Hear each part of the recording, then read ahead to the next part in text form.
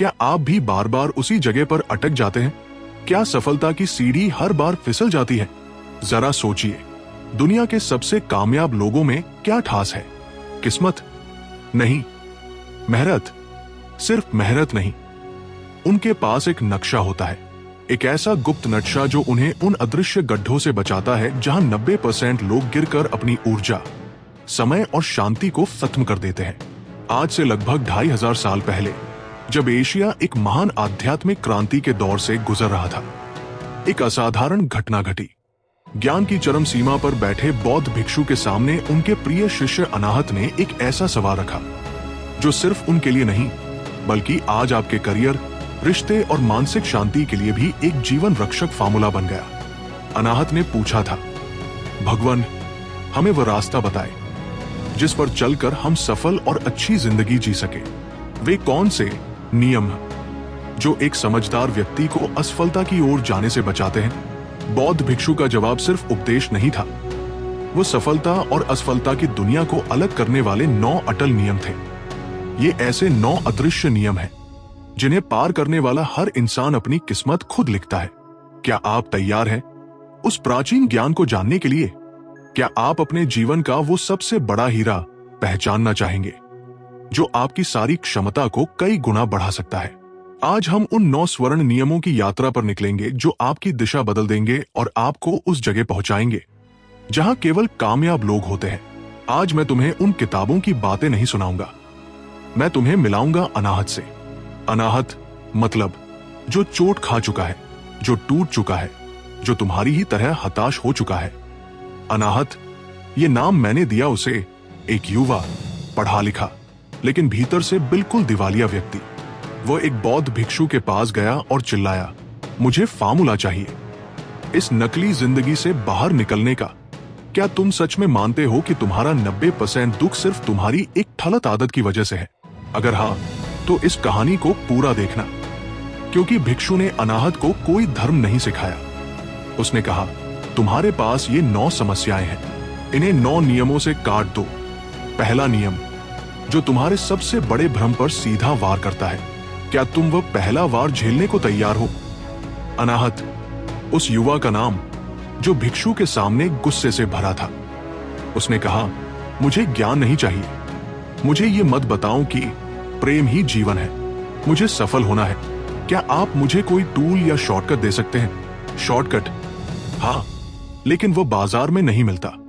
सुन अनाहत, तेरा सबसे बड़ा भ्रम यह है कि तू अपनी समस्याओं को बाहर खोज रहा है।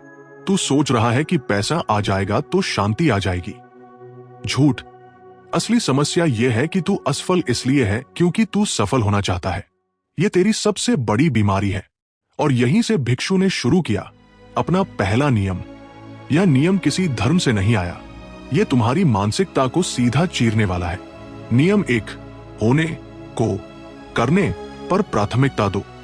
भिक्षु कहते हैं, अनाहत, तू पूछता है कि क्या करें? मैं कहता हूं, कुछ मत कर। तू दौड़ने से पहले बैठना सीख। तू करोड़पति बनने से पहले शांत होना सीख, क्योंकि जब तक तू शांत नहीं होगा तब तक तू जो भी करेगा वो केवल तेरी पुरानी बेचैनी का नया रूप होगा। तू सिर्फ पैसा नहीं कमाएगा, तू बेचैन पैसा कमाएगा। इस बात को गहराई से समझो।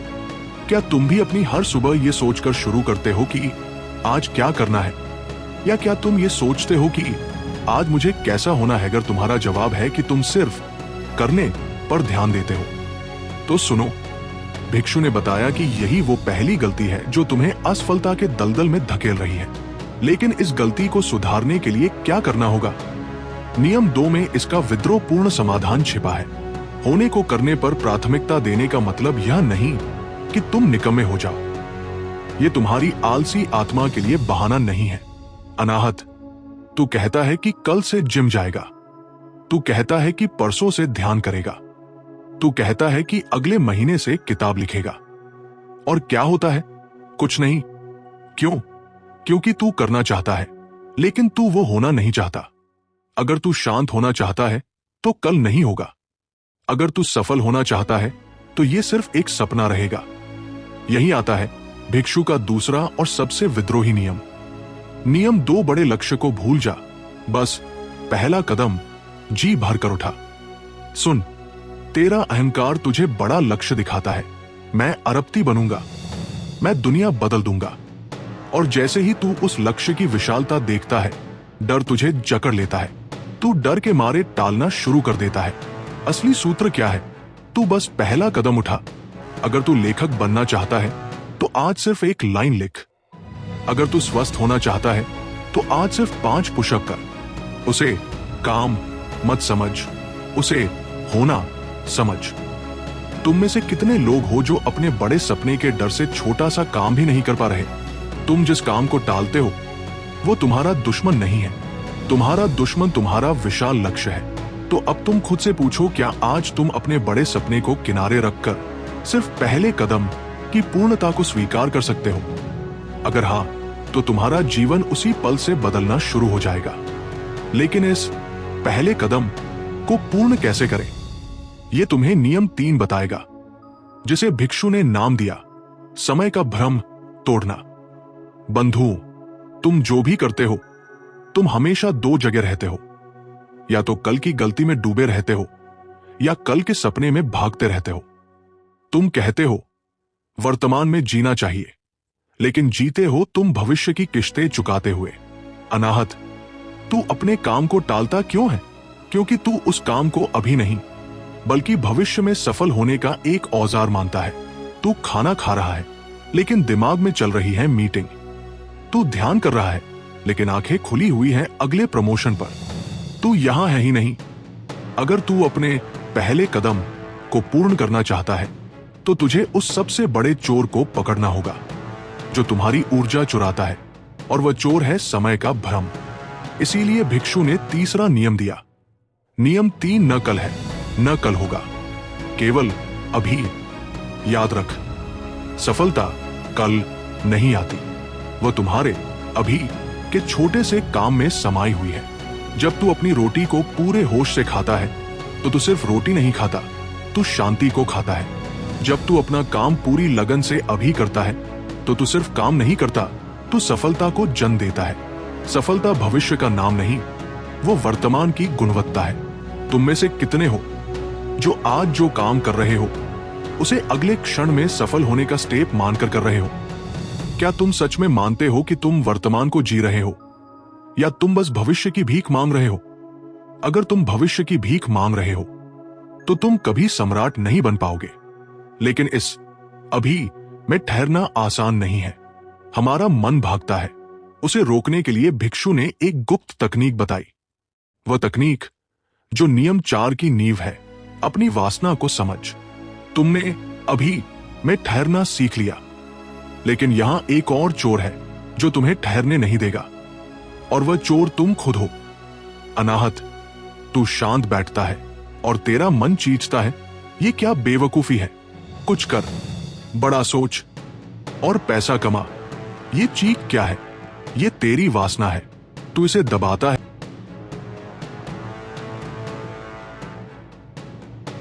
वासना न अच्छी है न बुरी, ये सिर्फ ऊर्जा है।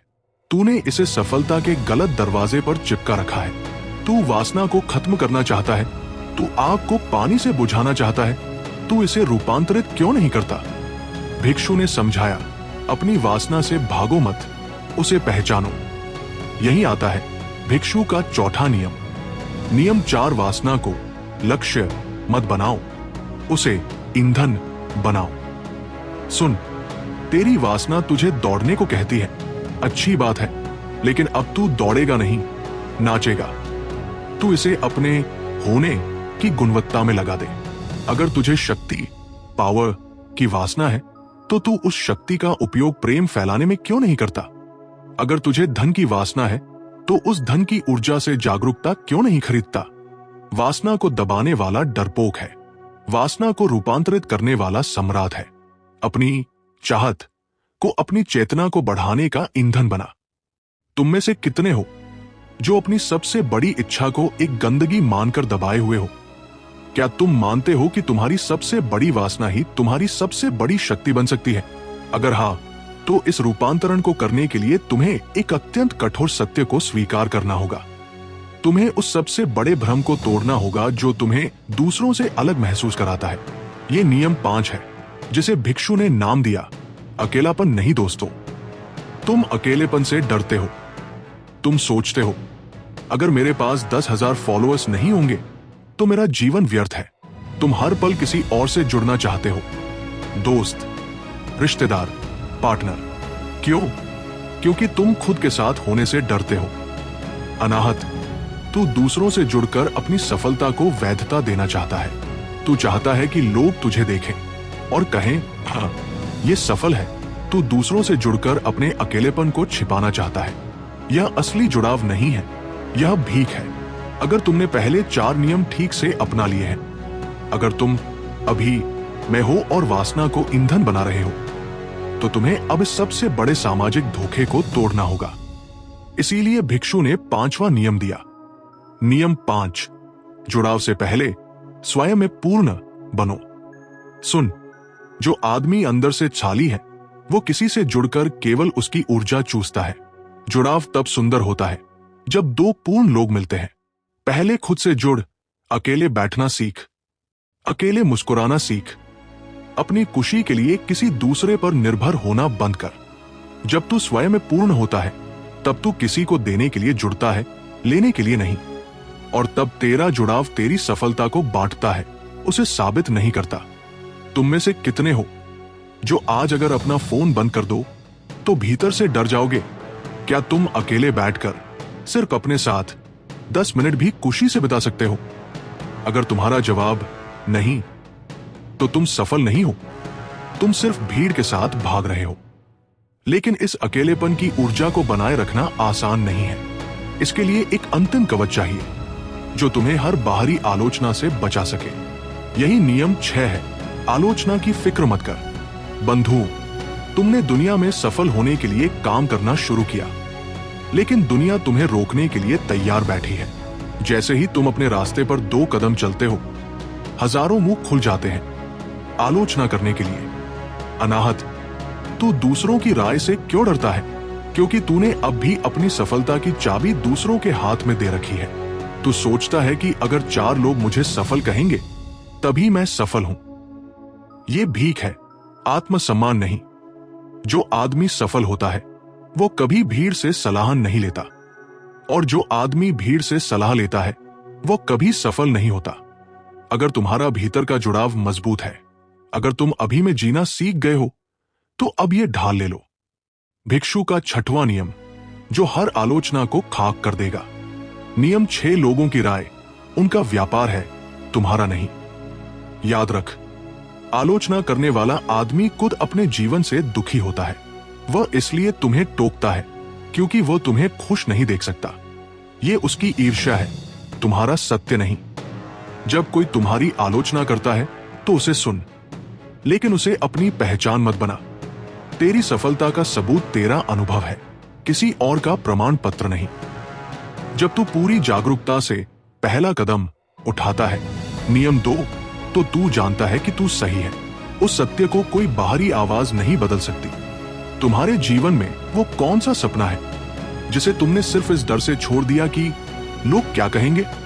क्या तुम मानते हो कि तुम्हारी सबसे बड़ी विफलता लोगों की आलोचना की वजह से नहीं, बल्कि उस आलोचना को स्वीकार करने की वजह से आई है? अगर हाँ, तो इस डर को अब हमेशा के लिए खत्म करना होगा।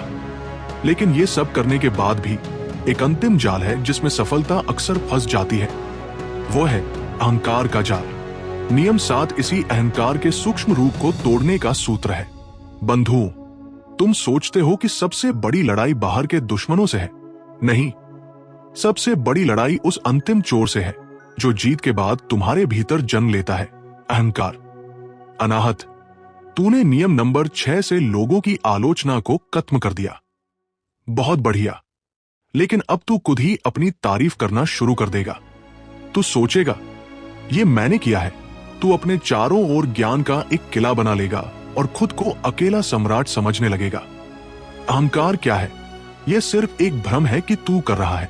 तू सिर्फ एक माध्यम है, और जैसे ही तू भूल जाता है कि तू एक माध्यम है, तू गिर जाता है। सफलता के इस अंतिम जाल से बचने के लिए भिक्षु ने 7वां नियम दिया। ये नियम तुम्हें लगातार शून्य बनाए रखेगा। नियम 7, मैं कर रहा हूं, नहीं हो रहा हूं को याद रख। सुन, तूने जो सांस ली, क्या तूने ली या वो हो गई? जो विचार तेरे मन में आया, क्या तू लाया या वो आ गया? तू सिर्फ जीवन के प्रवाह में एक नाव है।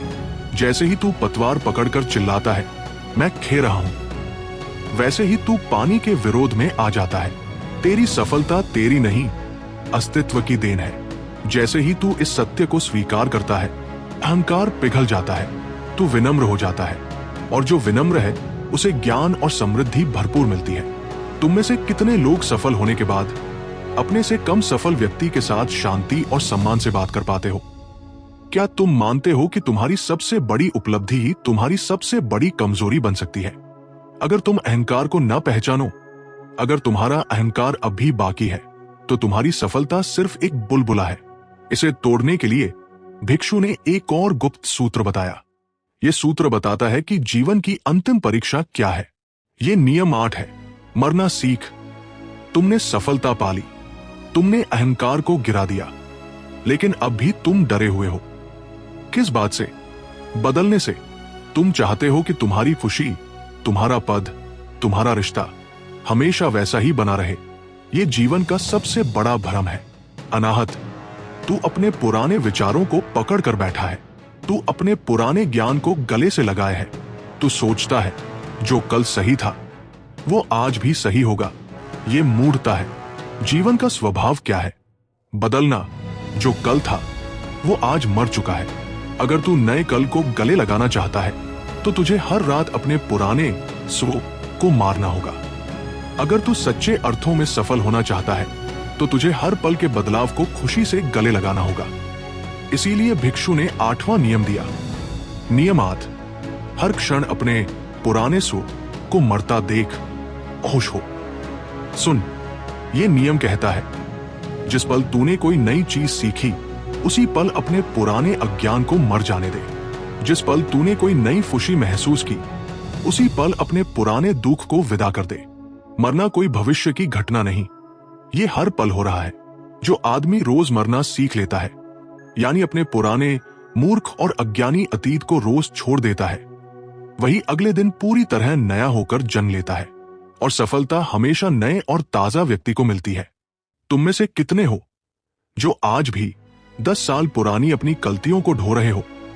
क्या तुम मानते हो कि तुम्हारी सफलता के रास्ते में सबसे बड़ी रुकावट दुनिया नहीं, बल्कि तुम्हारा बीता हुआ कल है? अगर हाँ, तो इस मृत्यु की कला को पूरी तरह अपनाने के लिए अंतिम सूत्र बाकी है।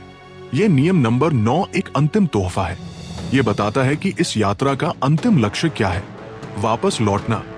बंधुओं, तुमने सफलता पाली, तुमने अमीर बनने की, महान बनने की हर दौड़ जीत ली। अब क्या तुम इसी सफलता को पकड़कर बैठे रहोगे? क्या तुम उसी जगह पर डेरा डाल दोगे जहां तुम पहुंचे हो? अनाहत, तूने जो कुछ भी पाया है वो सुंदर है, लेकिन अब तुझे अंतिम सूत्र याद रखना होगा। ये सब व्यर्थ है। तूने होना सीखा, वर्तमान सीखा, वासना को ईंधन बनाया, आलोचना को अनदेखा किया और हर पल मरना सीखा। अब तुझे एक अंतिम चीज करनी है। उस जगह वापस लौट जा जहां से तूने शुरू किया था।